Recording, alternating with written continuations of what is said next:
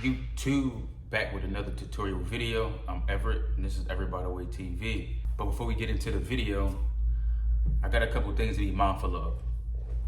First up, brush consistently. What you'll see in the video, what you should be doing as a barber is while you're fading, you should be brushing away the excess hair and brushing down hair, because as you're fading up and the clippers are doing an upward motion, you know, you're kind of picking up hair and everything like that. So when you brush the hair back down, either with a brush, like a little small brush or a comb, it lets you see the fade a lot better, and it lets you really see if that line is really there. And you like to keep a clean canvas. I like to call it a canvas. Like if you keep a clean canvas, you'll finish with a clean canvas, right? Like if you start off with a clean canvas and you continue to have a clean canvas, you'll finish with a clean canvas. Next is adjust your position for the best lighting, right? So what you also see me is adjusting my chair a lot of the times for the best position for lighting. Definitely when I'm like doing shape ups or when I'm trying to see certain spots, or I'm trying to be really precise, so I'm shaping up the back of the neck, around the ear, just fading in general. You definitely want to get the best light, so you want to position your chair for the best light possible. Next one is several passes. What you'll also see in this tutorial video is that when I'm doing like a one guard open, I'm not just going over that one panel one time. Like I'm not setting that one panel and then just closing the guard trying to get the line out, right? So I'm flicking up, opening up the one panel, say it's a one guard, so it's a one guard open, flicking up at the top to create the panel, going all the way around the head. But I might go back around the head a couple times in different directions just to make sure that the panel is clean. You know what I mean? And then I'll start, you know, playing with the lever and trying to get that line out. Another thing too is what you see in the video is it'll say one guard open, 1.5 guard open, half guard open. Now, when I'm setting my panels, I'm always starting off with a guard that's open, right? First of all, even when you're trying to debulk a situation, whether you're using like a 3 guard, a 4 guard, or a 5 guard, a lot of times I think that it's just safer to just start off with it open and kind of gauge where you at and close it as you get along. You know what I mean? As you go along. So I'm using that guard that's open to set the panel. But once I set the panel and then I brush my debris array and I reset the guideline, then I'm closing it, probably going halfway closed and quarter of the way closed, all the way down to all the way closed, and then I might go down one below. So if it's a 1 guard, I may start with a 1 guard open. Then once I set my panel, I'm going down to halfway open, all the way down to close open. Then I go to half guard open, probably down to halfway open with the half guard, just to get that line out, just to make sure that it's like fully gone.